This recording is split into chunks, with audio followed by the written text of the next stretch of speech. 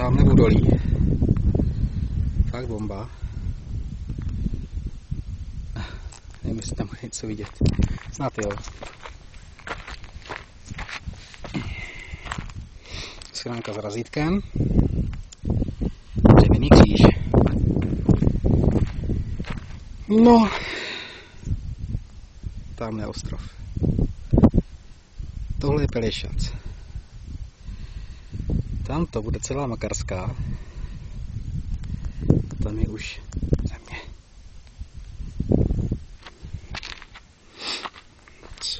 Co zde fouká?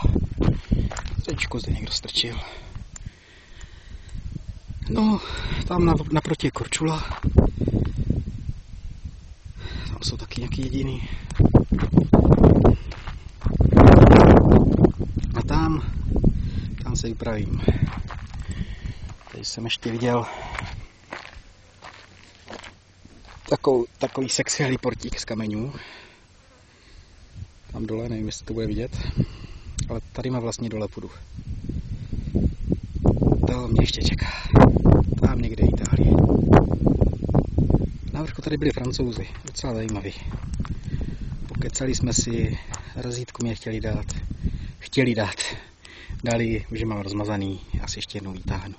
Tak se mějte, ahoj.